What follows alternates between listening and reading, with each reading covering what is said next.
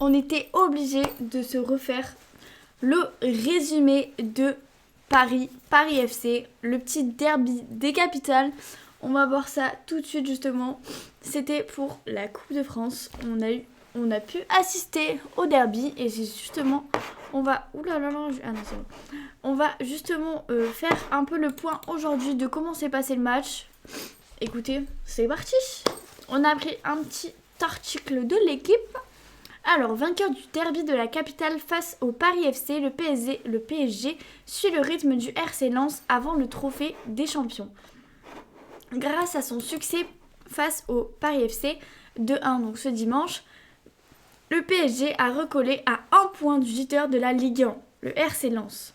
Une préparation réussie du trophée des champions face à l'OM prévu jeudi à 19h. Et ce match, vous inquiétez pas, on va bien faire un petit débrief après donc jeudi. Parce que là, le trophée des champions Paris-Marseille, ça va chauffer. Après avoir accumulé les trophées en 2025, le PSG démarre 2026 dans la peau du champion de Paris, vainqueur du premier derby en première division depuis 47 ans face au Paris FC. Le champion d'Europe en titre s'est replacé dans la lignée du leader lensois qui conserve un point d'avance au classement après sa belle victoire à Toulouse.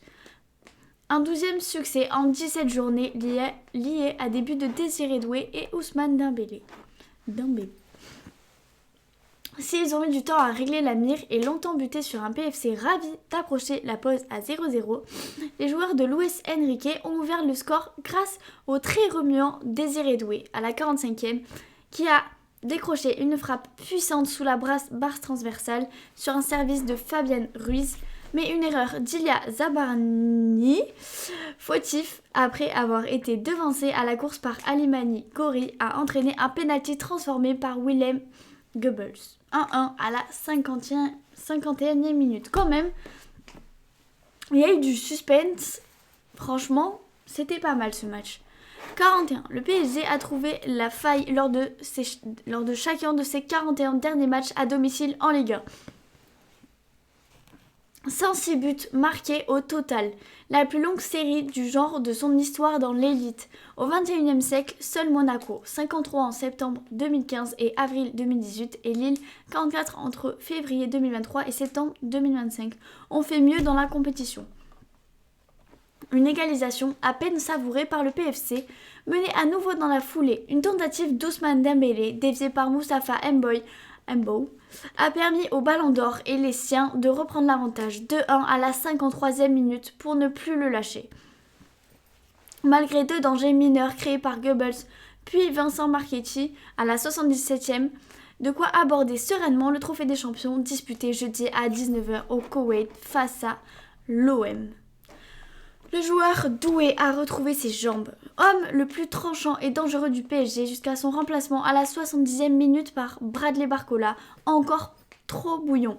Désiré Doué a fait beaucoup de mal à la défense renforcée du PFC.